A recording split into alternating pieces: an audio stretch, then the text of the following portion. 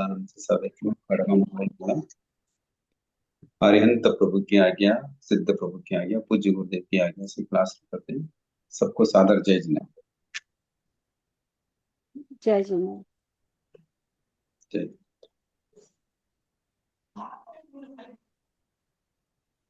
बात चल रही है गुण स्थानों की, कि यानी संसार में जो जीव हैं, जो कर्मों से आबद्ध हैं, उनके कितने स्थान हैं, उनके बारे में चर्चा।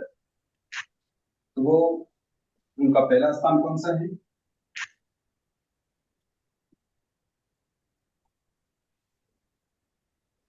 कर्म बंध जिन जीवों के हैं, या यूं कहते जो संसारी जीव हैं, उनके 3 स्थान। पहला स्थान कौन सा था? जीव स्थान। जीव स्थान। तो किस तरीके भिन्न भिन्न वैरायटी के या कैटेगरी के जीव होते हैं, उनके बारे में हमने समझा। अब उनमें क्या गुण होते हैं, वो कौन सी क्वालिटी वाले होते हैं, या उनमें क्या सामर्थ्य होती है, वो क्या कर सकते हैं, उनके बारे में हम चर्चा कर रहे हैं, जिनको हम कहते हैं गुण स्थान। ठीक है। तो गुण स्थानों को समझते हुए हमने कल देश व्यक्ति गुण स्थान के बारे में समझा। आज समझेंगे हम 6ठा गुण स्थान। कौन सा है? प्रमादी साधु गुण स्थान। बिल्कुल अच्छा बताया। कर्म संयत गुण स्थान।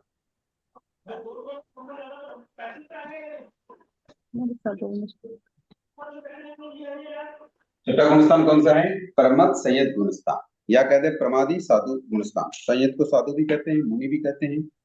तो छठे गुणस्थान का नाम क्या आ गया? संयत तो है, साधु तो है, किंतु कौन से हैं? प्रमद। प्रमद, प्रमाद करने वाले। इसके स्वरूप के बारे में समझते हैं कि 5 गुणस्थान। टीवी बंद कर दो।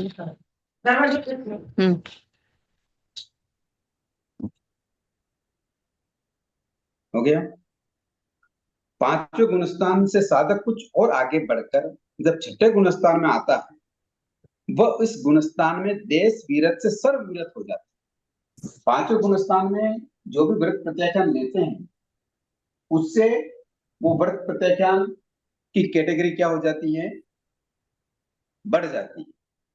यानी 5 गुणस्थान में जो श्रावक होते हैं, वो अपने कैपेसिटी के अनुसार अपनी मर्यादाओं का पालन करता है। कुछ व्रत ग्रहण करता है, कुछ व्रतों को छोड़ देता है। तो इस प्रकार इस 5 गुणस्थान से आगे बढ़कर जब कोई जीव 6ठे गुणस्थान में आता है, यानी मुनि बनता है या साधु बनता है, तो वो सर्व विरत हो जाता है, यानी सभी आरंभ का वो त्याग कर देता है। समझ में आई बात? और इसी गुणस्थान में वो चारित्र का पालन करता है, और वो चारित्र कहलाता है सामायिक चारित्र। क्या कहलाता है? सामायिक चारित्र। वो पूर्ण रूप से चारित्र की आराधना प्रारंभ करता है। अतः इस गुणस्थान में उसका नाम अनुव्रत न होकर महाव्रत कहलाता है, क्योंकि किसी भी तरह से वो हिंसा का, झूठ का, चोरी, मैथुन, परिग्रह, रात्रि भोजन आदि का किसी भी अंश रूप में भी इस पाप को वो खुला नहीं छोड़ता है। यानी सभी तरह से, यानी 3 कर्म 3 योग से वो क्या करता है? नियम ग्रहण करता है। समझ में आया? यानी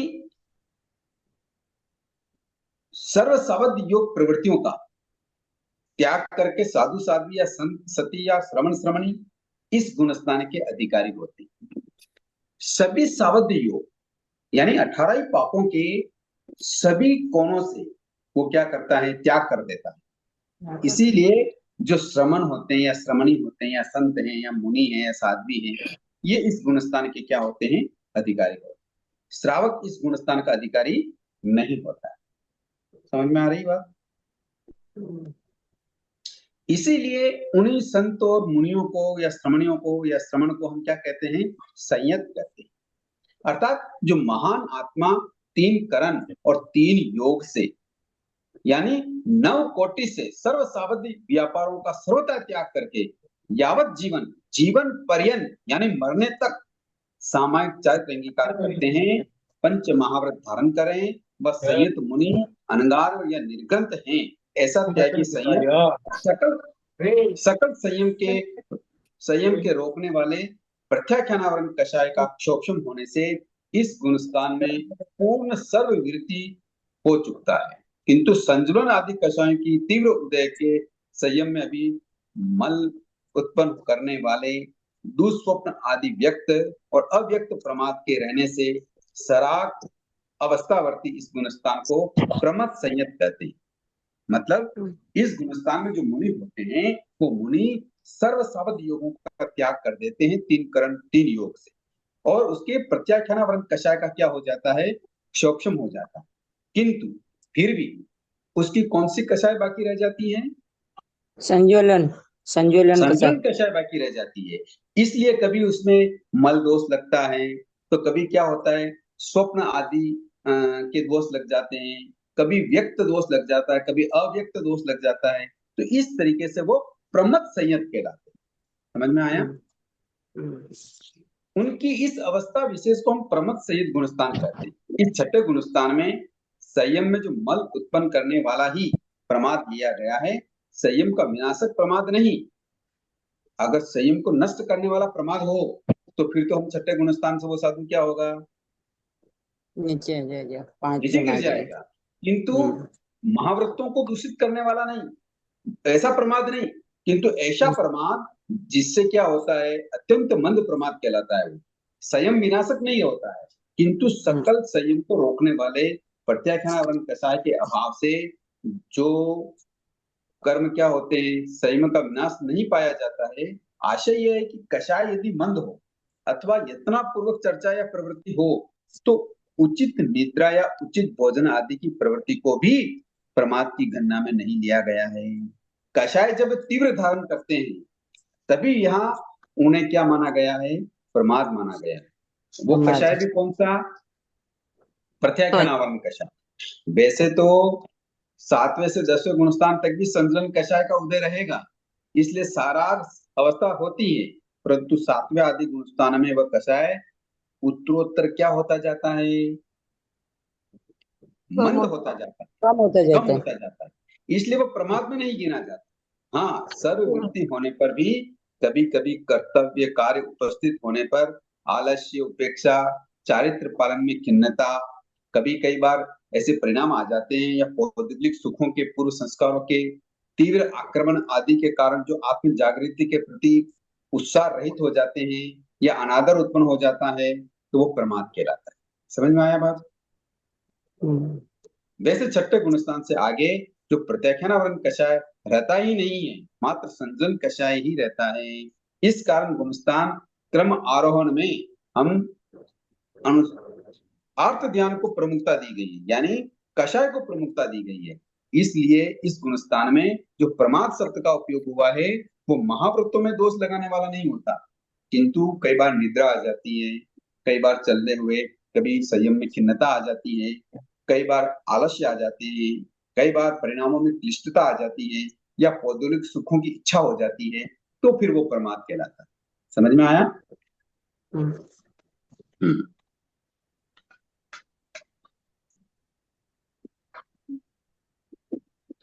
इस गुणस्थान की स्थिति जो है वो गुणस्थान क्रम आरोहण यानी स्वार्थ सिद्धि आदि ग्रंथों के अनुसार जगन्य एक समय की और उत्कृष्ट अंतर्मुहूर्त की है।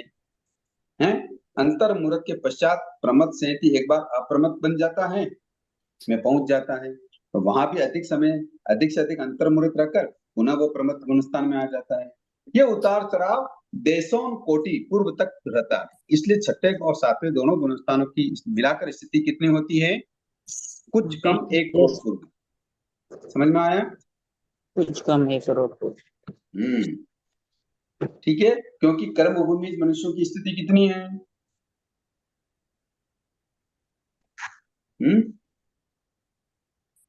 कर्म भूमि मनुष्यों की स्थिति कितनी है, 1 करोड़ पूर्व। बस 1 करोड़ पूर्व की।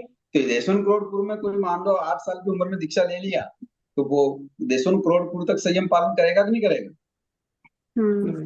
तो 1 करोड़ पूर्व तक संयम पालन करेगा, तो कभी वो छठे गुणस्थान में रहेगा तो कभी 7वें में रहेगा। इसलिए दोनों को मिला के क्या स्थिति बताइए, देशों करोड़ पूर्व की। समझ में आया?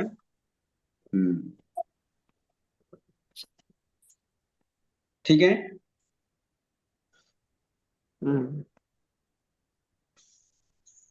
ये जो स्थिति बताई है, ये स्थिति एक जीव की अपेक्षा से बताई कि एक जीव की अपेक्षा से जगन एक समय और उत्कृष्ट देशों करोड़ पूर्व की।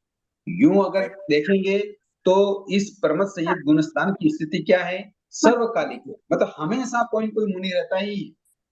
ऐसा नहीं होता संसार में कोई मुनि ना हो, ऐसा होता नहीं है। इसलिए गुणस्थान की स्थिति के सभी जीवों की अपेक्षा से करेंगे तो क्या हो जाएगा? सर्वकाल, हमेशा इस ये गुणस्थान बना रहता है। एक जीव की अपेक्षा करेंगे तो करोड़ पूर्व का। समझ में आई बातें?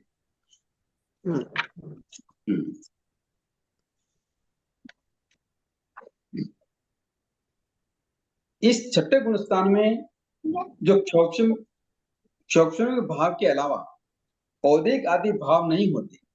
छठे गुणस्थान से आगे की सभी भूमिकाएं मुनि जीवन की होती है ना। यहाँ देश वृत्ति आत्मा की अपेक्षा अनंत गुणी विशुद्धि होने से विशुद्ध प्रकर्ष और अविशुद्ध अप्रकर्ष, यानी जबकि अप्रमत संयत गुणस्थान की अपेक्षा से तो अनंत गुणी कम वृद्धि होती है और इसलिए विशुद्ध अपकर्ष कहलाता है।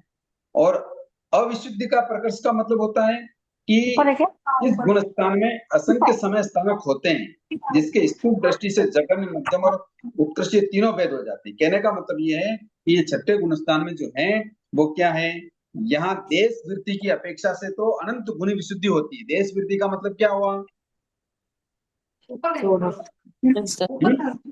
पांचवें गुणस्थान की अपेक्षा से तो छठे गुणस्थान में क्या होती है? अनंत गुण विशुद्धि होती है। ठीक है। अनंत गुण विशुद्धि होने से विशुद्धि को प्रकर्ष और अविशुद्धि को अपकर्ष कहते हैं। समझ में आया? समझ में आया? किंतु सातवें गुणस्थान से इसकी विशुद्धि क्या होती है? कम, अनंत गुणी कम होती है, इसलिए इसको अपकर्ष कह दिया गया। बात समझ में आई कि नहीं आई? ये अब यहाँ से सारे गुणस्थान क्या है? भावों पे डिपेंड करते हैं। वैसे सारे गुणस्थान ही भावों पे डिपेंड करते हैं, किंतु कई गुणस्थान तो क्रिया से भी डिपेंड करते हैं। अब यहाँ तो मुनि जीवन आ गया, तो मुनि जीवन में अब कैसे परिणाम होते हैं उसके अनुसार से गुणस्थानों की वृद्धि होती जाती है। समझ में आ रही बात?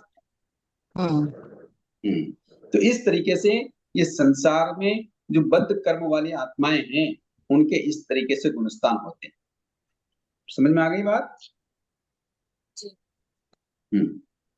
अब चलते हैं सातवां गुणस्थान। सातवां कौन सा गुणस्थान होगा?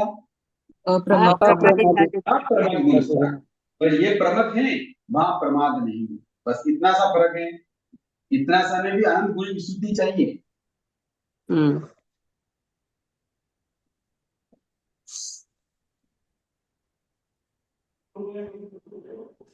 ठीक है। तो सातवां गुणस्थान का क्या नाम है? अप्रमद। यानी जो मुनि होते हैं वो क्या नहीं करते? छठे गुणस्थान में तो मुनि क्या कर सकते हैं? कभी कभी उनके प्रमाद उदय आ जाता है तो विकता कर लेते हैं, कषाय उदय में आ जाते हैं, कई तरीके से वो ऐसी क्रियाएं कर लेते हैं। किंतु सातवें गुणस्थान में जो मुनि होते हैं वो विकता, कषाय आदि प्रमादों का सेवन नहीं करते। वे अप्रमत संयत कहलाते हैं। उनकी आत्म विकास युक्त ये जो अवस्था है वो ज्ञान आदि गुणों की विशुद्धि और अशुद्धि के तरतम भाव से मुक्त होती। यह अप्रमत संयत गुणस्थान कहलाता है। यानी आशय इतना है कि जिनके संजलन कषायों और नौ कषायों का मंद उदय रहता है, जिनके व्यक्त या अव्यक्त प्रमाद नष्ट हो चुके हैं, ऐसे ध्यान, संयम और तप में लीन सकल संयम युक्त मुनि को अप्रमत संयत कहते हैं। यद्यपि संजलन कषाय का उदय छठे गुणस्थान से लेकर 10वें गुणस्थान तक रहता है, इस गुणस्थान में भी उसका उदय है, परंतु यहाँ छठे गुणस्थान जितनी उसमें तीव्रता नहीं होती अपितु मंदता होती। इसलिए इस गुणस्थान में विकथा, निद्रा आदि प्रमाद से रहित अवस्था होती है। इस गुणस्थान में अवस्थित साधक वर्ग प्रमाद से रहित होकर आत्म साधना में लीन रहता है। इसमें इसी से ही, इस कारण से ही इसे अप्रमद गुणस्थान कहा गया है। समझ में आया? समझ में आ गई बात? सातवां गुणस्थान कैसा है? प्रमाद रहित होकर आत्म साधना में लीन रहते हैं। प्रमाद रहित होकर आत्म साधना में लीन रहते हैं, बिल्कुल सही है। और छठे गुणस्थान वाले साधक कैसे हैं? उनका संजलन कसाई का दे रहता है थोड़ा प्रमादी। दोनों के रहता है संजन कषाय, किंतु छठे गुणस्थान में जो मुनि होते हैं वो प्रमाद का सेवन कर लेते हैं। साधना तो वैसे ही करते हैं, किंतु छठे और सातवें गुणस्थान में विशुद्धि की अपेक्षा अनंत गुणा फर्क होता है। समझ में आया? अब ये छठे और सातवें में आते जाते क्यों रहते हैं मुनि? क्योंकि दोनों की स्थिति अंतर्मुहूर्त से अधिक नहीं है। तो छठे सातवें में आने जाने का कारण क्या है, इसको जरा समझते हैं।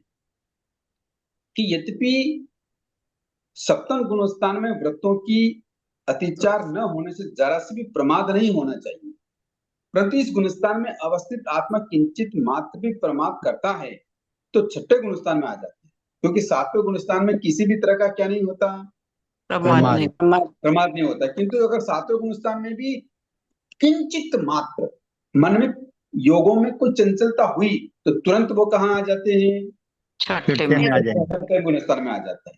क्योंकि छठा गुणस्थान प्रमाद युक्त होने से उसमें वृत्तों के अतिचार संभव है। इस प्रकार कभी सातवें से छठे में और कभी छठे से सातवें गुणस्थान में उतार चढ़ाव होता रहता है।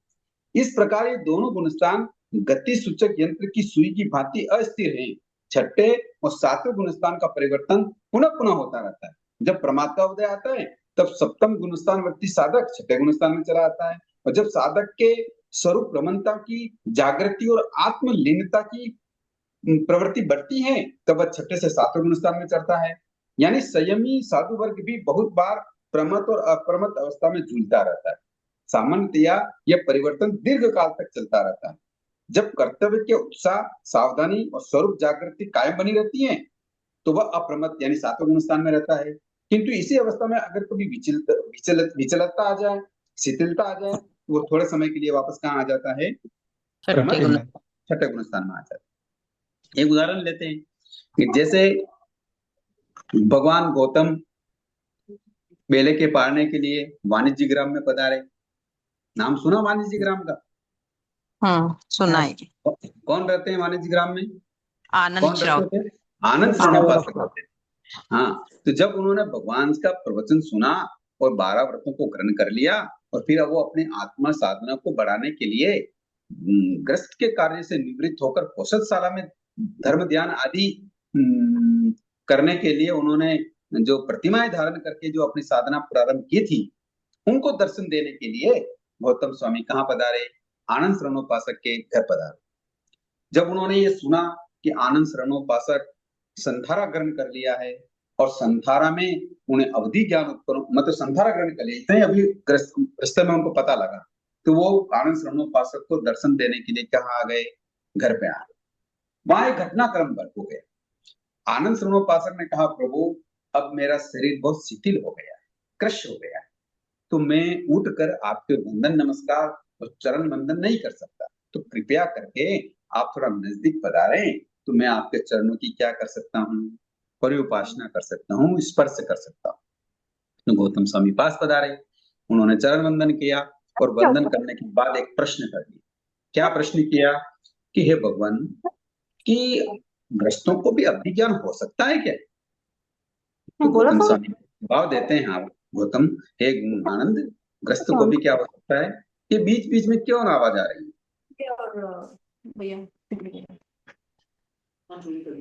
आशा जी, बंद करो मोबाइल। सॉरी। तो क्या घटनाक्रम चल रहा था? क्या घटनाक्रम चल रहा है? भी अवधि ज्ञान हो सकता है। ये आनंद श्रवणोपासक ने भगवान गौतम से पूछा कि हे बंते, क्या श्रावक को भी अवधि ज्ञान हो सकता है? तो गौतम स्वामी फरमाते हैं, हाँ आनंद, श्रावक को अवधि ज्ञान हो सकता है। तो आनंद श्रवणोपासक कहते हैं कि प्रभु मुझे अवधि ज्ञान हुआ है, और वो अपने अवधि ज्ञान की क्षमता बताते हैं कि मैं लवण समुद्र में 500 योजन तक, और ऊपर पहले देवलोक के कोई नाम लिया वहां तक, और नीचे औचित्य नामक जो नारकी है, पहली नारकी, उसके लोलुप्त नामक नरकावास को तक मैं देख रहा हूं। जब ये बात आनंद श्रवणोपासक ने गौतम से कही तो गौतम स्वामी कहने लगे कि आनंद, ग्रस्त को अवधि ज्ञान तो होता है किंतु इतना लंबा चौड़ा अवधि ज्ञान नहीं होता है। इसलिए तुम क्या करो, अभी संसार में हो, पापों का त्याग किए हुए हो, तो इस मिथ्या बात का क्या कर लो, आलोचना करके प्रायश्चित ग्रहण करो। तो उस समय के श्रावक बड़े क्या होते थे, सुज्ञ होते थे। उन्होंने कहा, बनते क्या जिन शासन में सत्य बोलने की आलोचना प्रायश्चित होते हैं क्या? भगवान ने कहा, नहीं, सत्य बोलने के तो आलोचना प्रायश्चित नहीं होते हैं। तो आनंद श्रवणोपासक कहता है, फिर बनते मैं असत्य नहीं कह रहा हूं, आपका उपयोग सही नहीं लग रहा, इसलिए आप क्या करो, आलोचना प्रतिगमन करो। तो वहां संशय उत्पन्न हुआ। किसको उत्पन्न हुआ? गौतम स्वामी। गौतम स्वामी। ये जो संशय उत्पन्न हुआ, ये बात क्या होती है, कभी प्रमादी से अप्रमादी, कभी प्रमादी से अप्रमादी और अप्रमादी से प्रमादी। ये मैं घटनाक्रम जो अपने यहाँ चल रहा वो इस बताने के लिए मैंने ये आपको क्या सुनाई, स्टोरी सुनाई कि कैसे अप्रमत से प्रमत में आते हैं। अब इसमें कोई महावृत्तों में दोष नहीं है, नहीं, केवल उपयोग लगाने में क्या हो रही है, किंचित मात्र प्रमाद आ रहा है ना। तो इस प्रकार से वो सातवें गुणस्थान से कहाँ आ जाते हैं, छठे में। इस घटनाक्रम को फिर आगे करते हैं, भगवान के पास जाते हैं, वंदन करते हैं, भगवान उनको कहते हैं, आनंद श्रवणोपासक सही बता रहे हैं। तो पालना करने से पहले कहाँ आ जाते हैं वो, आनंद श्रवणोपासक के पास आते हैं और उनसे क्षमा याचना करते हैं। तो वो वापस अप्रमत से कहाँ आ गए, प्रमत से कहाँ आ गए, अप्रमत से कहाँ आ गए, वो सातवें गुणस्थान। तो ये जो ऊपर चढ़ने उतरने की जो प्रक्रिया है, छठे गुणस्थान से सातवें और सातवें में छठे से, तो इस प्रकार से उन्हें क्या हो जाता है, किंचित मात्र अगर मुनियों में क्या आ जाता है, हल्का सा फर्क आ जाता है, योगों में या प्रमाद आ जाता है, तो फिर वो सातवें से छठे में आ जाता है। समझ में आई बात? जी, समझ में आई? इस प्रकार छठे गुणस्थान से सातवें गुणस्थान में जाने के लिए अनंत गुणी विशुद्धि होती है, तब जाके छठे से सातवें में जाते हैं। समझ में आया? जी, हाँ सर। इस गुणस्थान में जगन से जगन स्थान में रहा हुआ मुनि भी अप्रमत कहलाता है तथा विशिष्ट तप, संयम, धर्म, ध्यान आदि के योग से जो जो कर्मों की निद्रा होती जाती है, त्यों तो आत्म उत्तरोत्तर ऊपर ऊपर की विशुद्ध स्थान पर चढ़ता जाता है। छठे और सातवें गुणस्थान में संयत वर्ग धर्म ध्यान का विशेष आश्रय लेते हैं तो विशेष आत्मशुद्धि कर सकते हैं। अवधि ज्ञान, मनोप्रय ज्ञान आदि लब्धियां भी इसी गुणस्थान में प्राप्त होती हैं। इस गुणस्थान में क्षोक्षमिक भाव मुख्यतया होता है, किंतु सम्यक दर्शन की अपेक्षा शायिक और औपसमिक भाव भी हो सकता है। समझ में आया बात? जी हाँ। तो कहने का मतलब यह है कि सातवें गुणस्थान में मुनि के जीवन में किसी प्रकार का प्रमाद नहीं होता है और उत्तरोत्तर छठे गुणस्थान की अपेक्षा आत्म विशुद्धि अनंत गुणी आगे बढ़ती जाती है। इसीलिए कभी कभी इस गुणस्थान में अवधि ज्ञान और मनोप्रय ज्ञान भी हो जाता है। जैसे तीर्थंकर भगवान दीक्षा लेते हैं तो दीक्षा लेते ही वो सातवें गुणस्थान में होते हैं और सातवें गुणस्थान में दीक्षा लेते ही उन्हें कौन सा ज्ञान हो जाता है, मनोप्रय ज्ञान हो जाता है। तो विशुद्धि की पराकाष्ठा है ये, मतलब ग्रस्त यानी पांचवें गुणस्थान और प्रमद मुनि यानी छठे गुणस्थान से भी अनंत गुणी जब विशुद्धि होती है तब जाके सातवां गुणस्थान क्या होता है, प्राप्त होता है। इस सातवें गुणस्थान के मुख्यतया दो भाग होते हैं। कितने भाग होते हैं? दो प्रकार होते हैं। एक तो स्वस्थान अप्रमद, ध्यान से सुनना, स्वस्थान अप्रमद। अप्रमद का मतलब समझ गए? जी हाँ। हाँ। और एक होता है अतिशय अप्रमद। कई बातें आपको नहीं सुनने को मिल रही होगी। सातवें गुणस्थान के क्या हो गए, दो पार्ट हो गए। पहला पार्ट कौन सा है? स्वस्थान अप्रमद खुद के स्थान का अप्रमत अवस्था, और जी। दूसरा हो गया स अतिशय अप्रमत। स अतिशय का मतलब होता है विशेष योग्यता, खुद की अपनी विशेष योग्यता होती है पुनवानी की, उससे भी वो अप्रमत होता है। तो ये दो तरह के होते हैं, उसको थोड़ा समझ लेते हैं कि सातवें से छठे गुणस्थान में और छठे से सातवें गुणस्थान में आना जाना स्वस्थान अप्रमत संयत होता है।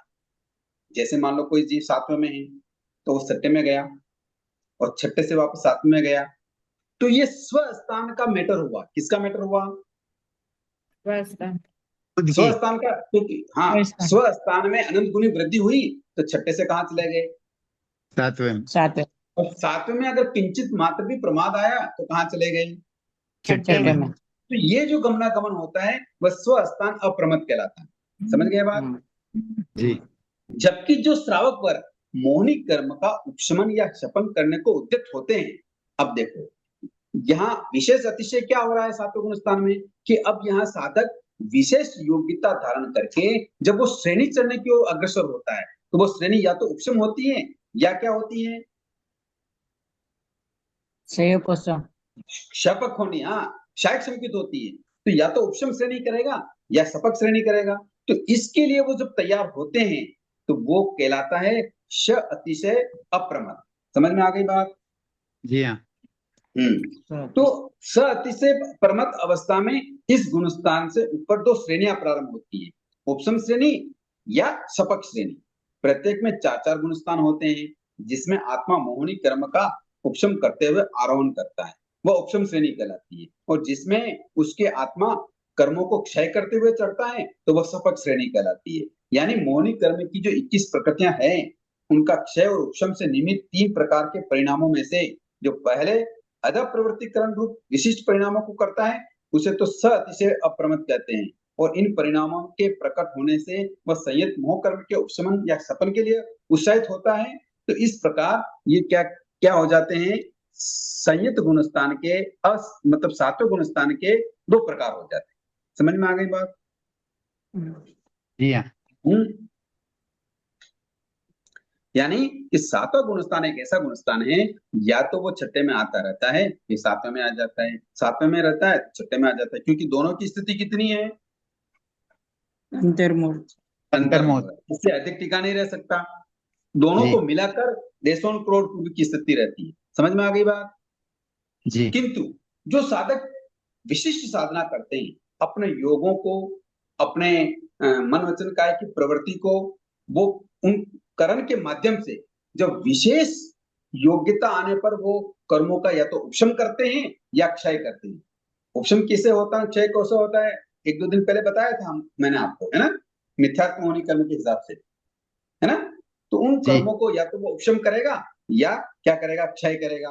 अगर कर्मों का उपशम करता हुआ आत्मविशुद्धि करता है तो वो उपशम श्रेणी कहलाती है, और कर्मों को अगर नष्ट करते हुए आत्मविशुद्धि करता है तो वह शपक श्रेणी कहलाती है। तो ये दोनों ही श्रेणी की जो प्लेटफॉर्म जो होता है वो इस गुणस्थान में तैयार करता है। समझ में आया? जी। तो इस तरीके से सप्तम गुणस्थान के दो प्रकार हो गए, स्वस्थान अप्रमत और अतिशय अप्रमत। ठीक है, समझ में आई बात? जी हाँ। अब जो अप्रमत के संक्लेश की वृद्धि होने पर प्रमत गुणस्थान में ही होता है। अप्रमत के संक्लेश की वृद्धि होने पर प्रमत गुणस्थान ही होता है। मतलब सातवें गुणस्थान में अगर हल्का सा कोई संक्लेश हुआ तो कहाँ जाएगा? छठे में। छठे में यानी प्रमत में जाएगा। अर्थात तो जो अप्रमत है वही प्रमत गुणस्थान को प्राप्त होता है, अन्य नहीं। समझ में आ गया? यूं नहीं, ऐसा नहीं आता है कि पांचों गुणस्थान वाला छठे में आ जाए और छठे गुणस्थान वाला वापस पांचवें में चला जाए, ऐसा नहीं होता है। समझ में आ गई बात? हाँ, या तो छठे गुणस्थान वाला अगर पांचवें में जाएगा तो फिर वो मुनि नहीं रहेगा, मुनि नहीं होगा। हाँ, किंतु छठे से सातवें में, सातवें से छठे में जाने वाला क्या होता है, मुनि तो रहता ही है, किंतु ये जो प्रक्रिया होगी वो कहाँ होगी? अन्य गुणस्थानों में नहीं होगी। यानी जो विशुद्धि की वृद्धि होने पर आरोहण की अपेक्षा अपूर्वकरण गुणस्थान ही होता है। यदि मरण होता है तो चौथा गुणस्थान आ जाता है। यदि यहाँ अगर मरण हो गए तो कौन सा गुणस्थान आएगा? चौथा गुणस्थान आएगा, यानी पांचवा सराव गुणस्थान नहीं आएगा, उनका अन्य गुणस्थान में गमन नहीं होता। मिथ्या दृष्टि एकदम सीधे सम्यक युक्त होकर सातवें गुणस्थान को प्राप्त कर सकता है। साथ ही मिथ्या दृष्टि, सम्यक दृष्टि, संहिता संयत या प्रमथ संयत, ये सब सीधे अप्रमथ गुणस्थान को प्राप्त कर सकते हैं। यानी सीधे कोई भी मिथ्या गुणस्थान वाला भी सीधे अगर भगवान की वाणी सुन ले तो सीधे कहाँ पहुंच सकता है? तुरंत वो मुनि भी बन सकता है, क्योंकि भगवान के समोसरम में खड़े होकर तुरंत मुनि बने कि नहीं बने? बने तो वो सातों गुणस्थान में भी जा सकते हैं, पांचवें छठे में भी जा सकते हैं। वहां अगर खड़े होकर अगर भगवान से व्रत ग्रहण करे, बोले मैं तो श्रावक बनना चाहता हूँ, तो पांचवें में भी जा सकते हैं। जा सकते कि नहीं जा सकते? जा सकते। कोई खड़ा होकर ये कहे प्रभु आपकी वाणी तो सत्य है किंतु मैं आचरण नहीं कर सकता, तो वो चौथे में भी आ सकता है कि नहीं आ सकता है? फिर मुनि नहीं रहेगा। हैं? चौथे में आया तो मुनि नहीं रहेगा। नहीं, मुनि नहीं रहेगा, पर ऐसा हो सकता है ना, मतलब पहले गुणस्थान वाला जीव भगवान की वाणी सुनकर वो चौथे में भी आ सकता है, पांचवें में भी आ सकता है, छठे में भी आ सकता है, सातवें में भी आ सकता है, सीधे जी सीधा पहले गुणस्थान से छठे में आ सकता है, सीधा पहले गुणस्थान से पांचवें में आ सकता है, सीधा पहले गुणस्थान से चौथे में भी आ सकता राइट। है। ऐसा भी हो सकता है कि सीधा चौथे गुणस्थान में आया, चौथे से फिर पांचवें में भी आ गया, पांचवें से भी छठे में भी आ गया, ऐसा भी हो सकता है। समझ गए? जी तो इस प्रकार ये सीधे अप्रमथ गुणस्थान भी प्राप्त कर सकते हैं। अवरोहन की अपेक्षा से अपूर्वकरण गुणस्थान वर्ती साधक भी अप्रमथ गुणस्थान को प्राप्त करता है, अन्य नहीं करता है। अप्रमथ संयत गुणस्थान की समय स्थिति जगन एक समय की और उत्कर्ष अंतर्मुहूर्त तक ही होती। इसके पश्चात वे मुनि या तो आठवें गुणस्थान में पहुंचकर उपशम सपक श्रेणी या उपशम या सपक श्रेणी ले लेते हैं, या फिर छठे गुणस्थान में आ जाते हैं। प्रमथ और अप्रमथ गुणस्थानों का उत्कृष्ट काल अंतर्मुहूर्त है और सभी का सामूहिक काल भी अंतर्मुहूर्त है। कुछ आचार्यों के मत भिन्नता है, अंतर्मुहूर्त प्रमथ गुणस्थान अंतर्मुहूर्त का है और अप्रमथ गुणस्थान भी अंतर्मुहूर्त का है, परंतु प्रमथ गुणस्थान का अंतर्मुहूर्त बड़ा है और जबकि अप्रमथ गुणस्थान का अंतर्मुहूर्त क्या है? छोटा है। इस प्रकार कारण प्रत्येक अंतर्मुहूर्त में उक्त दोनों ही गुणस्थानों में गमनागमन करने पर देशों करोड़ पूर्व तक की स्थिति हो सकती है, परंतु अप्रमथ गुणस्थान के सभी अंतर्मुहूर्त का काल जोड़ने पर भी अंतर्मुहूर्त ही होता है और एक अंतर्मुहूर्त न्यून बाकी सारा काल प्रमथ गुणस्थान में ही स्पर्श किया जाता है। समझ में आ गई बात? यानी देशों करोड़ पूर्व तक भी जीव अगर मुनि जीवन अंगीकार कर ले या साधुपना पाले तो भी सातवें गुणस्थान की स्थिति कितनी होगी? एक अंतर्मुहूर्त की होगी। तो अधिकांश समय कहाँ रहेगा वो? मुनि जीवन प्रमथ गुणस्थान यानी छठे गुणस्थान में रहेगा। बात बहुत अच्छी तरह से समझ में आ गई आपको। तो इस प्रकार वो ये साधक क्या करता है, कभी छठे से सातवें में, सातवें से छठे में, या अंतर्मुहूर्त अगर सातवें में रह गया तो आगे भी बढ़ सकता है। कहाँ बढ़ेगा आगे? वो आठवें गुणस्थान में चला जाएगा, है ना? तो आठवें गुणस्थान में वो क्या करेगा, कैसे रहेगा, इसके बारे में भी चर्चा करते हैं। कि जबकि सातवें गुणस्थान से ऊपर के गुणस्थान में चढ़ने के लिए जो उत्तम सहनन और पात्रता चाहिए, उसका वर्तमान काल में अभाव होने से कोई भी साधु या साध्वी सातवें गुणस्थान से अभी फिलहाल कोई ऊपर नहीं उठ सकता। क्यों नहीं उठ सकता है? के अभाव से। सहनन नहीं है वो। किसके अभाव से? सहनन के अभाव से, क्योंकि उनकी शारीरिक क्षमता इतनी सुदृढ़, इतनी योग्य नहीं होती कि ऐसे परिणाम आ जाए।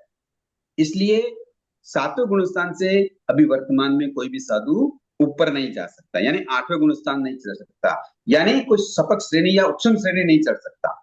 यानी सातवें से 12 गुणस्थान का काल जो परम समाधि का है, वह परम समाधि की दशा छद्मस्त जीव को अंतर्मुहूर्त से अधिक नहीं रह सकती। इसलिए भी सातवें से ऊपर के गुणस्थानों को वो प्राप्त नहीं कर सकता।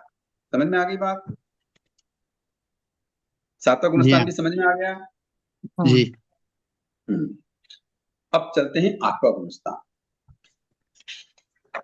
आठवें गुणस्थान को क्या कहते हैं? निर्वृत्ति बादर गुणस्थान। गुणस्थानों के नाम आपको याद है, बहुत अच्छी बात। अब चलेंगे अपन आठवां गुणस्थान।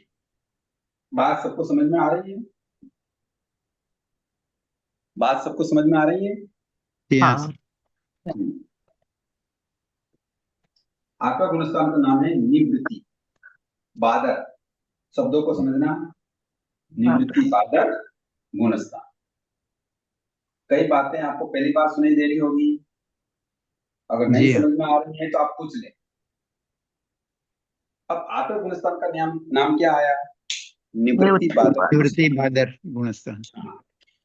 निवृत्ति शब्द की अब यहाँ थोड़ी सी चर्चा करने की जरूरत है, तभी आपको ये इस गुणस्थान के बारे में समझ आएगी। यानी निवृत्ति का मतलब होता है भेद। क्या होता है? भेद। यानी निवृत्ति के भेद। साथ अब और क्या शब्द लगा हुआ है? बादर। बादर। हाँ, बादर शब्द लगा हुआ। तो बादर शब्द का अर्थ यह भी है कि जिन गुणस्थान में अप्रमत्त आत्मा के अनंतानुबंधी, अप्रत्याख्यानावर्णी, प्रत्याख्यानावर्णी, इन तीन कषायों के जो बादर कषाय थी, इन तीन कषायों के रूप में जो बादर कषाय थी, उससे ये जीव क्या कर लेता है?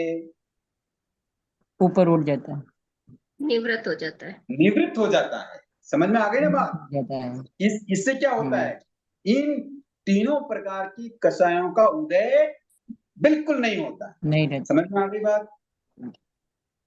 इन दोनों गुणस्थानों में 10वें गुणस्थान की अपेक्षा बादर स्थूल कषाय उदय में आता है। कौन से गुणस्थान की अपेक्षा?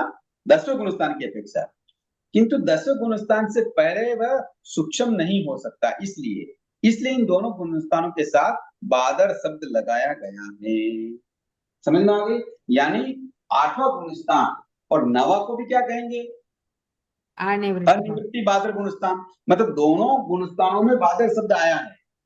तो बादर का मतलब हुआ कि 10वें गुणस्थान में जो सूक्ष्म रूप से कषाय रही हुई है, उसकी अपेक्षा से यहाँ तो कषाय बड़ी है, किंतु अनंतानुबंधी, अप्रत्याख्यानावरण और प्रत्याख्यानावरण की अपेक्षा से यहाँ क्या है? कषाय चतुष्ट क्या है? नष्ट हो गई है, इसलिए वो बादर कषायों की निवृत्ति हो गई। इस अपेक्षा से तो ये निवृत्ति शब्द आया। और 10वें गुणस्थान के सूक्ष्म कषाय की अपेक्षा से यहाँ बादर शब्द आया। समझ में आई बात? जी, आपने वो 3 कौन से बताए हैं कषाय जो बिल्कुल भी नहीं होते हैं? अनंतानुबंधी, अप्रत्याख्यानावर्णीय और प्रत्याख्यानावर्णीय, ये तीनों प्रकार के कषाय जो क्रोधमान मायायोग के रूप में होती है, इन तीनों कषाय को जो बादर है, ये बादर है, सूक्ष्म नहीं है, अधिक मात्रा में होती है ना, इसलिए बादर कहलाती है। ये तीनों प्रकार की कषाय को जो जीव नष्ट कर देता है या उपशम कर देता है या उससे निवृत्ति ले लेता है, इसलिए 8वें गुणस्थान की नाम के आगे क्या लगाया है? निवृत्ति। निवृत्ति। किंतु बादर क्यों लगाया? बादर मतलब बड़ा क्यों सूक्ष्म लगाया? नहीं है। एक तरफ तो निवृत्ति, एक तरफ बादर, तो बड़ा किस अपेक्षा से है?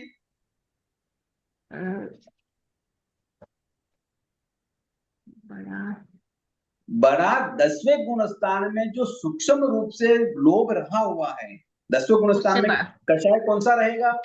सूक्ष्म सूक्ष्म लोभ, ओनली एक सिंगल, क्रोधमान माया नहीं, ओनली सिंगल लोभ उदय रहेगा, वो भी सूक्ष्म। उसकी अपेक्षा से 8वें गुणस्थान की कषाय क्या है? बादर है। बादर। इसलिए 8वें गुणस्थान में निवृत्ति बादर गुणस्थान दोनों शब्द लगे। समझ में आई बात? हाँ। सर निवृत्ति का क्या मतलब बताया आपने? निवृत्ति का मतलब ये बताया कि जैसे अनंतानुबंधी कषाय होती है, जी क्रोधमान माया लोग, ये जी। सम्यक्त का क्या नहीं करती है? सम्यक्त का घात कर देती है। अगर ये कषाय उदय हो तो संकित नहीं आ सकती। जी। और अप्रत्याख्यानावरण कषाय जो क्रोधमान माया रूप में होती है, अगर ये कषाय उदय में हो तो श्रावकपना नहीं आ सकता। जी। और प्रत्याख्यानावरण कषाय जो क्रोधमान माया लोभ के रूप में होती है, अगर ये कषाय हो तो मुनि जीवन नहीं हो सकता। जी। तो इन तीनों कषायों के जो क्रोधमान माया रूप जो बादर स्वरूप है, कषाय है, उन सबसे ये 8वें गुणस्थान वाला मुनि क्या कर लेता है? निर्वृत्त हो जाता है। निवृत्त हो हो जाता जाता है। है। इसलिए आठवें गुणस्थान का नाम क्या हुआ? निवृत्ति। निवृत्ति। बाधक गुणस्थान। किंतु फिर भी यहाँ संतुलन कषाय है, तो वो संतुलन कषाय किसकी अपेक्षा से बादर है? सूक्ष्म की। तो 10वें सूक्ष्म। गुणस्थान में जब संतुलन कषाय का केवल लोभ, वो भी सूक्ष्म रूप से वहां उदय आता है, उसकी अपेक्षा से 8वें गुणस्थान का कषाय क्या है? बादर है। बादर है। इसलिए 8वें गुणस्थान का नाम क्या हो गया? निवृत्ति भी है और बादर भी है, इसलिए ऐसा गुणस्थान हो गया। समझ में आई बात? निवृत्ति का मतलब छुटकारा से हुआ। छुटकारा, बिल्कुल सही कहा आपने, छुटकारा। जी हाँ। तो ये 3 कषाय से तो छुटकारा हो जाता है। अनंतानुबंधी, अप्रत्याख्यानवर्णी और प्रत्याख्यानवर्णी, इनसे तो क्या हो जी। जाता है? छुटकारा हो जाता है। वो छुटकारा या तो उपशम रूप में होता है जी या क्षय रूप में होता है, राइट। तो इसलिए निवृत्ति शब्द। किंतु बराबर। अभी अभी संतुलन कषाय का बादर रूप मौजूद है, वो लोक कषाय की अपेक्षा से, वो भी 10वें गुणस्थान की अपेक्षा से, इसलिए यहाँ क्या शब्द आ गया? बादर है। बादर आ गया। बिल्कुल कंप्लीट सब समझ में आ गया। जी हाँ। तो मतलब ये निवृत्ति का मतलब वो तीन जो पहले वाले 3 है उनसे निवृत्ति हो गई। बिल्कुल। गुरुजी वो थोड़ा लिख के दिखिए, बता दिए ना वो 3 कषाय के नाम, थोड़े स्पेलिंग में मिस्टेक हो रही है। हाँ मैं लिख देता हूँ। हाँ तीनों थैंक यू। कषाय के नाम लिख दो। हाँ हाँ गुरुजी। हाँ, पहली कषाय है अनंतानुबंधी,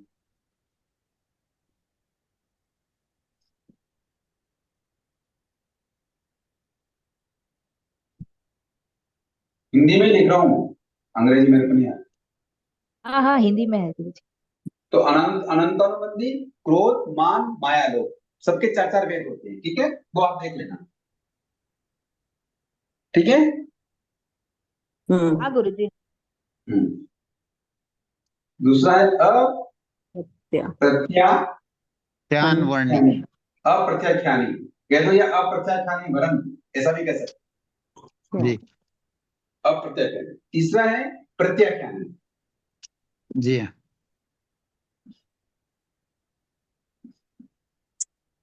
ये अक्षर लिखे हुए दिख रहे हैं? दिख रहा है गुरुजी। हाँ, और चौथा भी लिख लो। चौथा क्या है? संजलन। संजलन। संज्वलन। संजलन। लोभ। हाँ, लोभ तो 10वें गुणस्थान में है, पर संजन तो चारों होंगे ना। जी। तो ये 4 तरह की कषाय होती है: अनंतानुबंधी, अप्रत्याख्यानी, प्रत्याख्यानी और संज्वलन। संजलन में भी सिर्फ ये लो भी होगा, वो पहले नहीं, चारों चारों नहीं कषाय होंगे। होती है। ओके। चारों कषाय होती है। संजलन में भी क्रोध, मान, माया, लोभ चारों होती है। किंतु जो मैंने बात समझे कि यहाँ बादल शब्द क्यों लगा, तो इस संतुलन का 10वें गुणस्थान में सूक्ष्म जो लोभ होता है उसकी अपेक्षा से ये बड़ा है यहाँ। किंतु संतुलन भी कषाय मध्यम होती है, मंद होती है। और कैसी होती है? जैसे पानी में लकीर खींचना। पानी में लकीर खींचते तो कितनी देर टिकती है? मोमेंट्री। बस खींचते जाते हैं, मिटती जाती है। जी हाँ। तो ऐसी कषाय होती है, और वो भी एक कषाय 8वें गुणस्थान में वैसी ही रहती है। किंतु 10वें गुणस्थान में और जितनी पतली कषाय हो जाती संतुलन की, तो उसका उससे रूप ज्यादा बताया भगवान ने, सूक्ष्म लोक की अपेक्षा से यहाँ बड़ी हो गई कषाय। समझ में आई बात? इसलिए बादर है। बराबर। इसलिए 8वें निवृत्ति बादर गुणस्थान शब्द दिया है इसको। ओके, जी हाँ। और समझते हैं इसको। देखो, बात समझेंगे तो बहुत अच्छी समझ में आएगी। कहने का मतलब यह है कि निवृत्ति शब्द यहाँ भेद अर्थ में विवक्षित है। भेद अर्थ में कि भाई कैटेगरी बनानी है, इसलिए जो इस अष्टम गुणस्थान को प्राप्त कर चुके हैं तथा जो प्राप्त कर रहे हैं एवं जो आगे प्राप्त करेंगे, उन सब जीवों के अद्वैशाय स्थान यानी परिणाम भेदों को निवृत्ति करते हैं। यानी जो 8वें गुणस्थान के जो जितने भी साधक हैं, जो वर्तमान में हैं, जो भविष्य में होंगे या हो चुके हैं, उन सभी साधकों के परिणामों में डिफरेंट है। समझ में आया? किसी के भी परिणाम एक जैसे नहीं है। इस भेद को बताने के लिए यह निवृत्ति शब्द आया। समझ में आ गया? जी। ये भेद संख्यात असंख्यात लोकाकाश के प्रदेशों के तुल्य है। अब तुलना कर रहे हैं कि कैसे होते हैं भेद, जबकि यह आप लोगों का विषय नहीं है, फिर भी मैं थोड़ा बता देता हूँ। क्योंकि आठवें गुणस्थान की स्थिति अंतर्मुहूर्त प्रमाण है और अंतर्मुहूर्त के असंख्यात समय होते हैं, जिनमें से प्रथम समयवर्ती जो जीव होते हैं उन जीवों के अद्वैसाय असंख्यात लोकाकाश प्रदेश के तुल्य हैं। इसी प्रकार दूसरे तीसरे जो समयवर्ती जो जीव होते हैं उनके भी अद्वैसाय कैसे होते हैं, असंख्यात लोकाकाश प्रदेशों के बराबर होते हैं। यानी असंख्यात संख्या के भी असंख्यात प्रकार हैं। इसलिए एक एक समयवर्ती त्रैकालिक जीवों के अद्वैसायों की संख्या सब वर्तमान के त्रैकालिक जीवों की अद्वैसायों की संख्या सामान्यतया एक सी होते हुए भी दोनों असंख्यात संख्याएं भिन्न भिन्न प्रकार के अद्वैसाय के कारण भिन्न भिन्न होती है। समझ में आएगी बात? ये थोड़ा सा डिफिकल्ट है, मैं आपको सरल भाषा में समझा देता हूँ। यानी जो जीव जो साधक सातवें गुणस्थान से आठवें गुणस्थान में आते हैं उन सभी जीवों के परिणामों में असंख्यात गुणी डिफरेंट होता है। समझ में आ गई बात? जी। और वो डिफरेंट अनंतानुबंधी, अप्रत्याख्यानावरणी और प्रत्याख्यानावरणी कषाय को जो निवृत्ति रूप अवस्था है ना, निवृत्ति तो सभी जीव करते हैं आठवें गुणस्थान में आने वाला, है ना, किंतु जी। उस निवृत्ति में भी सभी साधकों के परिणामों में कितना डिफरेंट है? असंख्यात। असंख्यात गुना डिफरेंट है। बात बिल्कुल समझ में आ गई आप लोग? जी। ठीक है। हाँ, तो इस तरीके से ये साधक निवृत्ति बादल गुणस्थान वाले कहलाते हैं। ठीक है। सर यहाँ पे असंख्यात क्यों लिया गया, संख्यात क्यों नहीं लिया गया? क्योंकि परिणाम असंख्यात होते हैं, संख्यात नहीं होते। संदेश विरत ओके सर। प्रमत इस संयत गुणस्थान को अपूर्वकरण भी करते हैं। क्या करते हैं? सातवें को अपूर्व। प्रमत संयत। अपूर्वकरण यानी कई साधकों के जीवन में ये गुणस्थान पहली बार आता है। अपूर्वकरण यानी पहले ऐसा कभी स्वभाव आत्म परिणाम नहीं बना, इसलिए इस गुणस्थान को क्या कहते हैं? पूर्वकरण। अपूर्वकरण। अपूर्वकरण भी कहते हैं। समझ में आई आप? समझ में आया? मतलब सर पूर्व में ऐसा कोई काम नहीं किया जो अभी हो रहा है। काम नहीं, मुनि तो बने किंतु ऐसे परिणाम नहीं आए। आठवें परिणाम। गुणस्थान में जो परिणाम आने चाहिए आते हैं, ऐसे परिणाम यानी ऐसे कषायों की निर्मलता, संज्वलन कषायों की ऐसी निर्मलता उसके जीवन में पहले कभी नहीं हुई, इसलिए ये पहली बार हुई है। ऐसे ही इसलिए अपूर्व कहलाता है। अपूर्व। तो सर यहाँ पे जो आते हैं आठवें में भवी जीवी होंगे ना? अरे ये क्या बात कर रही है, अभी समझ। चौथे गुणस्थान में भी भवी आएगा। अब भवी का तो गुणस्थान पहले ही है।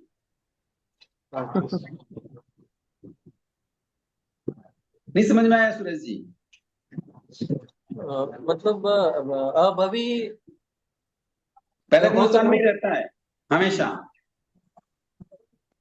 नहीं, मतलब अभवी कौन से गुणस्थान तक पहुंच सकते हैं सर? अरे पहले गुणस्थान में ही रहता है, कहीं पहुंचता ही नहीं है वो। हाँ ओके। मिथ्यात्व भी होता है। विद्यार्थी में रहते हैं। अब भवी को हम मिथ्यात्व ही कहेंगे, अज्ञानी ही कहेंगे, भले वो मुनिवेश धारण कर ले, किंतु परिणामों में वो गुणस्थान प्राप्त नहीं करता। जी हाँ। समझ में आया सुरेश जी? तो सर यहाँ पे और एक डाउट आता है, जो गिरते हैं ना सर 11 गुणस्थान में, तो वो अभवी भी और भवी दोनों नहीं, वो तो भवी होंगे। अरे क्या बात कर रहे, मैं कह रहा हूँ कि अभवी तो पहला गुणस्थान छोड़ते ही नहीं है।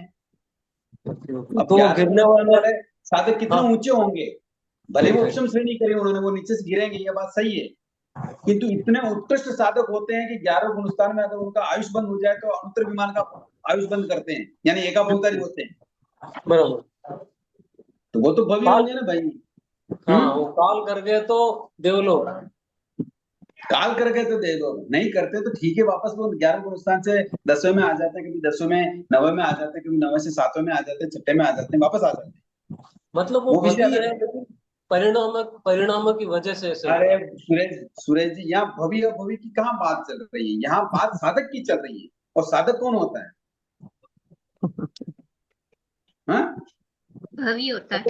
भवी समय- होता है। अब यहाँ भवी अभवी की बात कहाँ से चलेगी?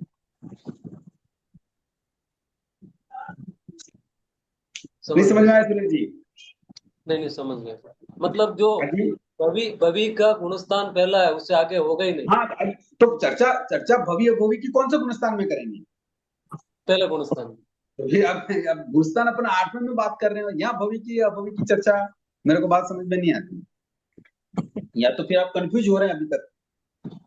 नहीं वो सर, वो गिरते हैं ना, वो बीच में थोड़ा डाउट आ गया था 11 गुणस्थान में। गिरने वाले भवी ही होते हैं, और गिरने वाले भी उत्तम श्रेणी के श्रावक होते हैं, साधु होते हैं। बस वो उन प्रकृतियों को उपशम करते हुए आगे बढ़ते हैं, इसलिए वो उपशम श्रेणी कहलाती है। और जो यद्यपि वो प्रकृतियों को नष्ट करते हुए आगे बढ़ते हैं, इसलिए वो सबक श्रेणी कहलाती है। यद्यपि वो भवी है, लेकिन उनके परिणामों की वजह से गिर रहे हैं नीचे। अरे फिर भवी शब्द क्यों यूज किया यहाँ, मुझे नहीं पता चला। नहीं, अभवी तो मतलब पहले गुणस्थान में रहता है, उससे आगे जाते हैं। मैं यूं ही कह रहा हूँ ना, यहाँ भवी अभवी की तो विवेक्षा होने का कोई सवाल ही नहीं उठता ना भाई। पहले गुणस्थान छोड़ने वाले सारे भवी है। समझ गए। तो जो 11 गुणस्थान से गिर रहा है, उसके भवी अभवी की विवेक्षा करना जरूरी नहीं, वो साधक है। उन्होंने वो वहां से गिरने का कारण क्या है? भवी अभवी की अपेक्षा से है क्या? नहीं किसकी अपेक्षा से है? मान लो 11 गुणस्थान से साधक गिरता है, तो क्या अपेक्षा से गिरता है? क्या कारण रहता है वहां? मतलब वो उपशम भाव के हैं उनके। हाँ, वो उन प्रकृतियों को क्या कर रहा है? उपशम कर रहा है, यानी दबा रहा है। तो दबाएगा कितनी देर तक? पानी, हवा का झोंका लगेगा तो कुंडी में पानी हिलेगा, तो गंदगी बाहर आएगी कि नहीं आएगी? आएगी। तो बस वो उन परिणामों को वो अंतर्मुहूर्त तक ही दबा सकता है। उसके बाद तो अंतर्मुहूर्त के बाद तो ऑटोमेटिकली वो परिणाम क्या होंगे, वापस उदय में आ जाएंगे। इसलिए उनको गिरना पड़ता है। वो फिर जान करके थोड़ी गिरता है। ये तो उन प्रकृतियों का स्वभाव ही ऐसा ही है कि जब साधक कर्म प्रकृतियों को दबाता हुआ, उपशम करता हुआ आगे बढ़ेगा, तो अंतर्मुहूर्त बाद तो प्रकृति वापस क्या होने वाली है? उदय होने वाली है। तो उदय होगा तो गुणस्थान नीचे आ जाएगा। बस ये स्वाभाविक प्रक्रिया हो जाती है। और मान लो उस कंडीशन में अगर वो काल कर जाए, तो कहाँ चला जाएगा साधक? देवलोक, अनुत्तर विमान में जाएगा। जो एका भवतारी होगा, अगले भव में मोक्ष चला जाएगा। तो सर, ये एक बार यहाँ पे ऐसी स्थिति बनती है कि अगर वो गिरते हैं और उस समय उस काल में, उस अंतर्मुहूर्त के अंदर काल करते हैं, तो अंतर्विमान चले जाते हैं, और फिर वहां से वापिस वो मोक्ष में जाएंगे, कंफर्म एक भवी करेंगे सर, उसमें वापिस दोबारा भी गिर सकते हैं ना वो? फिर नहीं गिरेगा, फिर तो सबक श्रेणी करेगा वो। उपशम श्रेणी क्यों करेगा? एका भवतारी वाला जीव उपशम श्रेणी नहीं करता। मतलब एक बार ही गिरते हैं सर? अरे नहीं भैया, नहीं, आप बात समझे नहीं अभी तक पूरी। मैं यूं कह रहा हूं, उपशम श्रेणी चढ़ता हुआ साधक अगर काल कर जाए, चाहे वो 11वें में काल करे या 10वें में करे, अगर वो काल कर जाए तो अनुत्तर विमान हो जाता है। कहाँ जाता है? ओके, ये बात क्लियर समझ में आ गई? क्लियर है सर। ऐसा साधक अनुत्तर विमान का समय पूरा करके मनुष्य भाव प्राप्त करेगा, और उसी भाव में कर्मों की निर्जरा करता हुआ, कर्मों को क्षय करता हुआ शपथ श्रेणी चढ़कर वो 10वें गुणस्थान से डायरेक्ट 12वें गुणस्थान में चढ़कर केवल ज्ञानी बनकर मोक्ष चला जाएगा। ओके जी हाँ, क्लियर है। मतलब किंतु अब दूसरी बात समझना अच्छी तरह से, वही आपको समझ में नहीं आ रही है।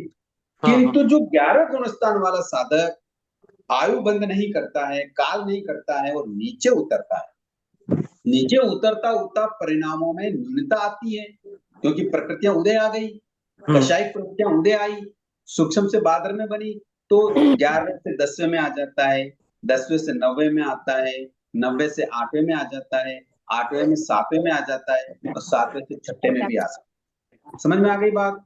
जी।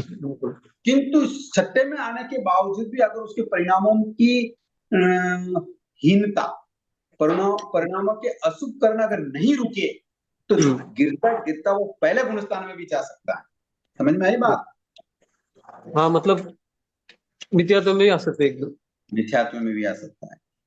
ऐसा एक जीवन में 2 बार कर सकता है। कितना? 2 बार। एक जीवन में 2 बार कर सकता है, और अनेक भवों में वो 5 बार से अधिक नहीं कर सकता। Okay sir. एक भव में 2 बार और अनेक भव में 5 बार। 5 बार। इससे अधिक वो उपशम श्रेणी नहीं करेगा, या फिर सपक श्रेणी करके मोक्ष जाएगा। उसके बाद में मोक्ष कन्फर्म है। ठीक है सर, इसमें क्लियर हो गया। आचार्यों की अलग अलग धारणाएं हैं, वो अपन को समझने की भी जरूरत नहीं है। हाँ बिल्कुल समझ ठीक है? गया, बराबर से। मतलब बेसिक बात डाउट समझ मेरा में आ क्लियर हो गई गया। है? मेरा बेसिक डाउट वो क्लियर हो गया। हाँ हाँ हाँ। तो इस प्रकार इस 8वें गुणस्थान में वो क्या करता है, ऐसी कषायों की मंदता पहली बार लाता है, और अंतानुबंधी प्रत्यय अप्रत्ययख्यानी और प्रत्यावानी क्रम से वो निवृत्ति ले धारण कर लेता है, इसलिए उसके आत्म परिणामों में अपूर्वकरण होता है, इसलिए इस गुणस्थान का नाम अपूर्वकरण भी होता है।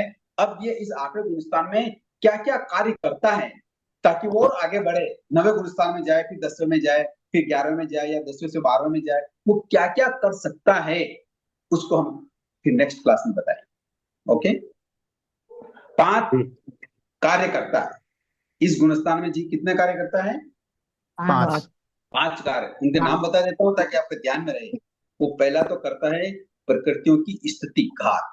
स्थिति घात का मतलब जितनी प्रकृतियों की लंबी अवधि है उसको कितना करता है, वो छोटा करता है। फिर करता है रसगार, विपाक जो उदय में आने वाले होते हैं उसको भी वो क्या करता है, नष्ट करता है, कम करता है। और फिर करता है गुण श्रेणी, अपने कर्मों की कैसे स्थिति बनाता है, कैसे श्रेणी चढ़ाता है, उसको बोलते हैं गुण श्रेणी।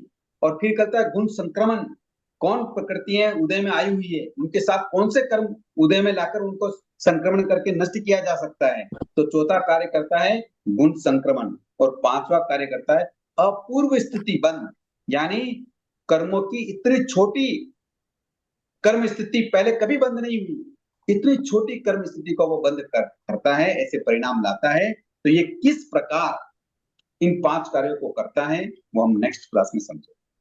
ओके, बात थोड़ी सी सैद्धांतिक और टेक्निकल है, इसको थोड़ा अच्छी तरह से समझेंगे तो बातें क्लियर समझ में आएगी और हम आगे भी बढ़ेंगे। और अपन जो समझते हैं कि भाई मेरे को तो ये समझ में नहीं आ रहा है, ये ऐसी है वैसी है, तो जब कभी भी शुरुआत करेंगे तो ये कठिनाई तो आने वाली ही है। समझ में आई ना बात? जब कभी भी इन ऐसी चीजों को समझने की कोशिश करेंगे तो जो आज मान लो आपको थोड़ी कठिनाई महसूस कर रहे हैं, तो वो कठिनाई तो जब कभी भी पढ़ेंगे तो क्या होने वाली है, आएगी, इनिशियली तो आएगी। हाँ, तो जब अब बढ़ ही रहे, मौका लग ही गया है तो क्या कर लेना चाहिए, इस बात को समझ लेना चाहिए, समझना चाहिए, क्लेरिफाई करना चाहिए। ठीक है। अभी गुरुजी, हाँ गुरुजी, वो एक भव में 2 बार जीव उत्पन्न होते हैं, और एक क्या बोले थे आप? एक भाव में जीव 2 बार उपशम श्रेणी कर सकता है। अब श्रेणी करता है ना, यहाँ जीव श्रेणी का मतलब आत्म विकास बढ़ाता है, अगले गुणस्थानों में चढ़ता है, उसको श्रेणी बोलते हैं। तो कर्म की प्रकृतियों का अगर दबाता हुआ करता है तो वो उपशम श्रेणी कहलाती है, कर्म की प्रकृतियों का अगर नष्ट करते हुए आगे बढ़ता है तो वो सपक श्रेणी कहलाती है। ओके, हाँ ठीक है। तो ऐसी उपशम श्रेणी वो एक भाव में तो 2 बार कर सकता है, और अनेक भावों को मिलाकर करेगा तो 5 बार कर सकता है। सर एक भाव में अगर 2 बार करते हैं तो पहली बार उपशम श्रेणी करते वक्त या तो उस समय काल करते हैं तो देवलोक में अनुत्तर विमान में तो जाते फिर नहीं दूसरे तो नहीं करेगा भाई, दूसरे नहीं करेगा। मान लो काल कर गया तो जीव दूसरी कैसे करेगा? तो फिर दूसरी सर पहले में कुछ न कुछ रिजल्ट होगा, या तो फिर नीचे गिरेंगे या फिर अनुत्तर विमान जाएंगे, तो फिर वापस अरे कैसे तो करेंगे? नीचे गिरे, अरे भैया अनुत्तर विमान में तो तब जाएगा जब वो काल करेगा, मतलब मर जाएगा। ओके, बिना मरे अनुत्तर विमान में कौन जा सकता है? नहीं जा और जब जब जब काल हो गया तो दूसरी उपशम श्रेणी नहीं होगी, नहीं होगी। किंतु दूसरी उपशम श्रेणी कब होगी? जब वो नीचे गिरेगा, यानी 6ठे या 7वें गुणस्थान में वापस आ जाएगा, फिर पुरुषार्थ करेगा, फिर अपने भावों को निर्मल बनाएगा, किंतु उतना निर्मल नहीं बना पाता, फिर वो प्रकृति को उपशम करना शुरू करेगा तो दूसरी श्रेणी चढ़ जाएगा, फिर नीचे गिर जाएगा। तो फिर ऐसा भी सुना सर, गिरते हैं तो निगोद में भी जा सकते हैं, तो फिर दूसरी कैसे होगी? अरे जाने को तो वो कहीं भी जा सकते हैं, यहाँ ये विवक्षा तो हो ही नहीं रही, जाने का संबंध आयुबंध पे है। ओके, अगर वो नीचे गिरेगा और गिरता हुआ पहले गुणस्थान में आएगा तो निगोद में जाएगा। ओके, इतनी बात यहाँ नहीं समझाई जा रही, यहाँ केवल 8वें गुणस्थान की प्रवृत्ति प्रकृति समझाई जा रही है, उसका स्वभाव कैसा है, वो वहां क्या कार्य होता है, वो बात समझाई जा रही है।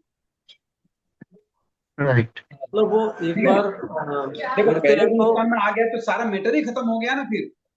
तो हाँ अब वो तो किसी भी गति में किसी भी जगह जा सकता है, इसमें तो कोई बाधा नहीं है। बराबर। हम्म। मतलब गिरते वक्त अगर वो मिथ्यात्व आते हैं तो दूसरी बार भी अगर वो प्रयास करते हैं तो दूसरी उपशम श्रेणी भी कर सकते हैं, कहने का मतलब। नहीं नहीं नहीं नहीं ये, अरे सुरेश भैया, दूसरी बार उपशम श्रेणी तो सातों गुणस्थान में या छठे गुणस्थान में रहेगा तो करेगा ना। तो पहले में मतलब चला गया तो फिर कैसे होगी? तो फिर काल अवधि कितने समय के बाद में ये करेंगे दूसरी श्रेणी? उसी जीव से उसी भाव में कर सकता है, किंतु वो अगर मिथ्यात्व में नहीं जाएगा तो, छठे तो गुणस्थान में आके रुक जाएगा तो। हाँ, मतलब गुणस्थान छठा तो रहना ही चाहिए। हाँ, साधुपना तो रहना ही चाहिए, बिना साधुपना के श्रेणी कैसे चढ़ेगा? समझ गया समझ गया। अब समझ गया सर, मतलब छठे गुणस्थान के अंदर एक बार गिरे तो दूसरी बार कोशिश करे तो दूसरी दूसरी उपशम श्रेणी कर सकते हैं। हाँ, मुनि जीवन तो होना ही पड़ेगा। मुनि जीवन के बिना तो श्रेणी साधक ऊपर चढ़ते ही नहीं है। बराबर। हाँ ओके सर, आप क्लियर है। एक वर्ड आपने बोला था सुज्ञ, मेरे ख्याल से ज्ञानी से मतलब है सुज्ञ, कुछ वर्ड ऐसा बोला। सुज्ञ, सुज्ञ शब्द आया है, ज्ञान ने दिया उन्हें, सुज्ञ शब्द कैसे आया? वो सातवां गुणस्थान जब बता रहे थे तब बोला था, ऐसा वर्ड मेरे को समझ में नहीं आया। एक मिनट में देखता हूँ लेकिन क्या शब्द आया है। अप्रमथ संयत वाला गुणस्थान बताया, उस टाइम बोला था।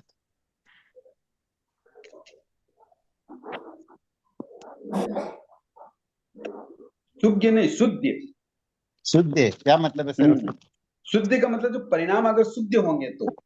अच्छा, ओके। परिणाम शुद्ध होंगे तो वो आगे जी बढ़ेगा।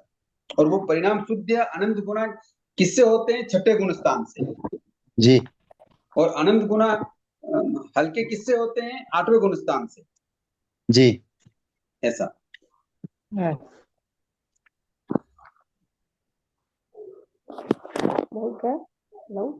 सर विद्यात्व शुद्ध से मतलब बेटर होने से है, शुद्ध होने बेटर से। बेटर बेटर, जी बिल्कुल सही। जी जी हाँ। हाँ बोलिए। हाँ हाँ सर। सर विद्यात्व से समय कृषि में आते हैं तो उसके कुछ प्रोसेस है ना, वो यथा प्रवृत्तिकरण और अपूर्वकरण लब्धिकरण हो। सर मैंने क्लास अटेंड नहीं की बीच बीच में, तो वो हो गया है सर, वो हो गया क्या? हाँ, वो एक दो तीन बार बता दिया इसको, फिर और कभी देखेंगे, अवसर आएगा बताऊंगा। वो वो बताऊंगा मैं कभी। सर इसकी खाली संक्षेप में इतना जानना चाहता हूँ आपसे, मतलब उसका टाइम लिमिट क्या है सर? वो जो 4 स्टेप है ना, यथा प्रवृत्तिकरण अपूर्वकरण और लब्धिकरण, ऐसा कुछ याद नहीं आ रहा मुझे। उसकी लिमिट क्या है सर? कितने अंतर्वर्त में होती है सर ये सब? देखो ये दो कंडीशन होती है उसमें। देखो अब समय नहीं रहा इसलिए उस बात को इतना छेड़ नहीं पाएंगे। एक तो स्वाभाविक प्रक्रिया होती है, ओके। है ना, वो होती है जीवन में पहली बार, यानी अनंत काल से जीव किसमें है पड़ा हुआ है? मिथ्यात्व में। हाँ, अब वो पहली बार स्वाभाविक प्रक्रिया शुरू करता है तो एक तो होती है स्वाभाविक।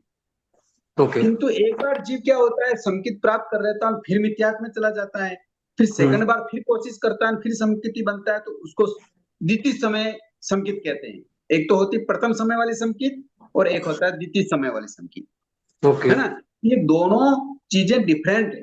पहले वाली संकित तो स्वाभाविक प्रक्रिया से प्रारंभ होती है, किंतु सेकंड वाली संकित है पुरुषार्थ करना पड़ता है।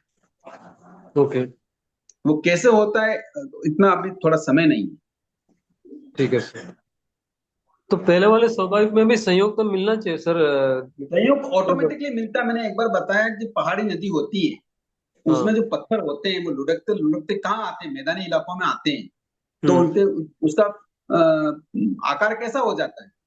हाँ मतलब वो दिखने में अच्छा सुंदर हो जाता तो उसमें कोई पुरुषार्थ करना पड़ा क्या? है, ऑटोमेटिक हुआ। हाँ, बस तो ऐसे में ऑटोमेटिक कई जीवों के परिणाम एक कोड़ा कोड़ी से अंतर आ जाते हैं सारे ओके। आठों कर्मों के। तो ये स्वाभाविक हुआ। अनंत काल से जीव ठोकर खा रहा है, मार खा रहा है, वेदनी कर्म, मोहनी कर्म, इतने प्रपंच में वो सुख दुख भोग रहा है। तो ऐसे भोगते भोगते भोगते उसके परिणाम कैसे आ जाते हैं? निर्मल हो गए, सरलता के आ जाते हैं। ऑटोमेटिक। उसको बोलते हैं यथा प्रवृत्ति कर्म। अच्छा वही यथा प्रवृत्तिकरण। हाँ, ऐसे परिणाम भवी के भी होते हैं, अभवी के भी होते हैं। हाँ बराबर से पढ़ा है। फिर इससे आगे बढ़ता है भवी। अब यहाँ पुरुषार्थ करना पड़ता है। हाँ अब वो कैसे करता है उसके लिए थोड़ा समय लीजिए। हाँ ठीक है सर, कोई बात नहीं। चलो और बोलिए। जैसे ही विचार आया सर कि जिनवाणी जो सुनने की इच्छा रखता है वो भी एक अच्छी बात है, जो सुनता है वो और अच्छी बात है। हम्म भावना रखते हैं जिनवाणी सुनने की, ये अच्छी हम्म बात है। हम्म वास्तव में सुनते हैं वो बेटर, उससे भी बेटर है। और बिल्कुल। आप जैसे ज्ञानी सुनाते हैं तो मतलब बहुत उच्च पद वाली बात है। आप बिल्कुल हमको सही है। सुना रहे हैं। जो जी वाणी हाँ, सुनने की भावना रखता है जी और जो सुनता है, जी सुनकर उस बात को जो मान लेता है, वो भी और जी। बेटर। मानने के बाद समझ लेता है तो और बेटर। हाँ समझने के पर बाद वो थोड़ी थोड़ी मर्यादा में उन व्रतों को या उन भगवान की कई बात को आचरण में लाता है तो और जी बेटर। जी हाँ। संपूर्ण रूप से लाता है तो और सबसे बेटर। तो या तो नहीं नहीं, पर कैटेगरी जो है। सुनाता है उसका लेवल कितना ऊंचा है सर। जी हाँ, हाँ, वो वो वो तो मैं आपके लिए बोल गुरुमुखों के रहा हूँ वैसा। आशीर्वाद से ही सुना पाते हैं। वो भी सही जी बात कह रहे हैं आप, जी। उसमें कोई बाधा नहीं है।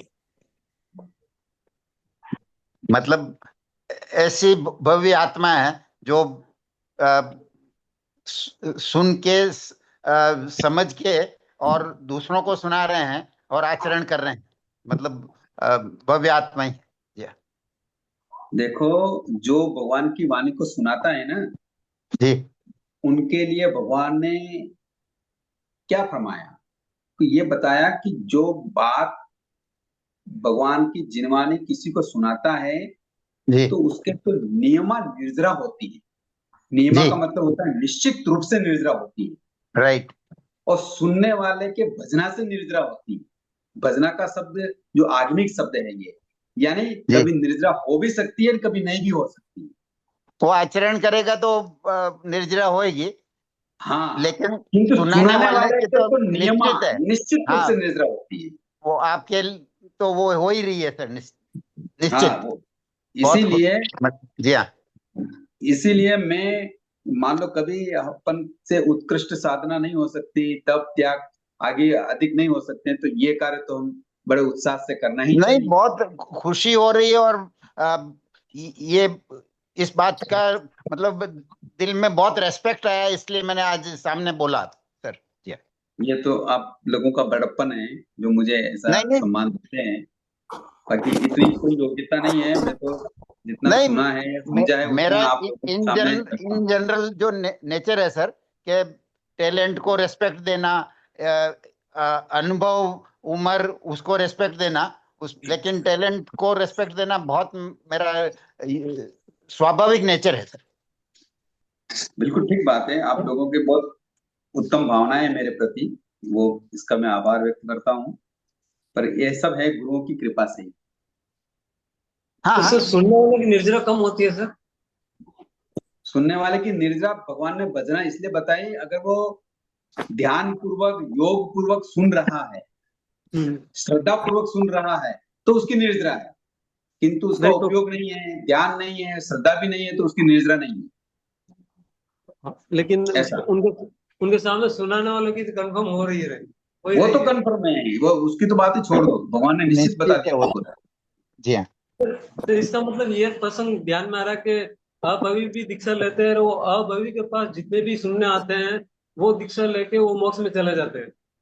बिल्कुल जा सकते तो हैं। सर तो सर फिर उस समय भवी जो अभवी जो इतना प्रवचन दे रहे हैं उनको समझा रहे हैं उनकी वजह से मोक्ष में, उन तो अभवी उनकी भी तो निर्जरा हो रही है ना सर वहां पे। निर्जरा तो अन्य अन्य तरीके से हो रही, किंतु उसको श्रद्धा नहीं है। निर्जरा होने का तरीका अलग है कि हम्म वो क्या करता है, वो कष्ट सहन करता है, विहार करता है, गोचरी लाता है, तब त्याग करता है, सब कुछ करता है। हम्म शारीरिक कष्ट वो सहन करता है, इसलिए उसकी निद्रा होती है, किंतु उसको श्रद्धा नहीं होती। ओके। वो बाहरी आडंबर, चकाचौंध, मान सम्मान, प्रतिष्ठा, ये सब देखकर वो क्या करता है, संयम लेता है। मतलब कर्म उनके निर्जरा पास के उद्देश्य से संयम नहीं लेता। तो उनको सकाम निर्जरा नहीं हो रही है, उनको हाँ, अकाम निर्जरा हो रही। ओके। अकाम ही हो रही है। जबकि सकाम ऐसा नहीं। सुना है कि मतलब उनके पास जो सुनते हैं वो मोक्ष में चले जाते हैं। हाँ, वो तो खैर ठीक है, उसमें कोई बाधा नहीं है। अरे उपदेश तो जीव से क्या अजीव से भी ग्रहण किया जा सकता है। हाँ बिल्कुल सर, वो समझ में नहीं आया? सिद्ध, हाँ बिल्कुल सिद्ध भगवान का 15 भेद में आता है ना सर वो। क्या अजीव मतलब कहाँ आ गया? नहीं वो 14 प्रकार और 15 भेद में आता है ना सर वो। अरे किसी नहीं, वो बात नहीं कर रहा, मैं सुनने वाले की बात कर रहा हूँ कि अगर किसी को दीक्षा की बात, जैसे आप बोल रहे हैं ना, अभवी से प्रवचन सुन के कोई मुनि बन जाता है, कुछ श्रावक बन जाता है ना, तो मुनि बन के मोक्ष चला जाता है। Yes sir. तो मैं ये समझाना चाह रहा हूँ, अभवी को छोड़ो, अजीब को देखकर भी अगर उस पर प्रेरणा ले ले तो वो श्रावक बन जाता है, मुनि बन के मोक्ष चला जाता है। जैसे सर उदाहरण के लिए, अरे उदाहरण के लिए एक एग्जाम्पल आता है। एक साधक थे, एक व्यक्ति थे, वो वन में भ्रमण के लिए निकले। और भ्रमण के लिए निकले तो वहां उसने देखा कि एक झाड़ बहुत बड़ा, उसके टहनियां हैं, सब कुछ है, किंतु सूखा खना ठूंठ है। एक भी पत्ती नहीं, एक भी फूल नहीं, एक भी फल नहीं, कहीं उसकी रौनक नहीं। ऐसी दशा देखकर उसने क्या चिंतन किया, ये हमारा भी ऐसे हाल होने वाला है। ओके।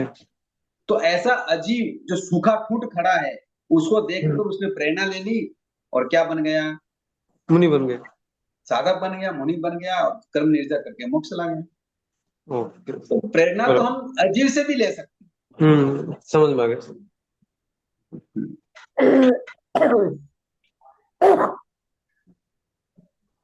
ओके, बहुत समय हो गया, बहुत बहुत जय जिनेंद्र, तो आभार, प्रत्येक धन्यवाद। सर, ये क्षमा आप जो याचना। बोल रहे सर आप जो बोल रहे सर, प्रत्येक बुद्ध में आ जाती है ना सर ये चीज तो। अरे भाई, प्रत्येक बुद्ध जो होता है वो तो क्या होता है, प्रत्येक बुद्ध का क्या मतलब हुआ? कोई एक ऐसी घटना देखे। हाँ, तो वो किसी से भी प्रेरणा लेके प्रत्येक बुद्ध बन गया।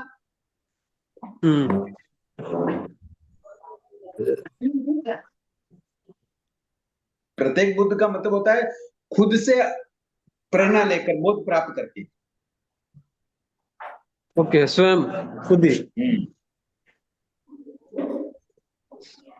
ठीक है सर, बहुत बहुत आभार, जय जिनेंद्र, क्षमा बहुत आभार, याचना। जय जिनेंद्र सर। धन्यवाद धन्यवाद गुरु जी। धन्यवाद, थैंक यू वेरी मच। जय जय जिनेंद्र। जिनेंद्र।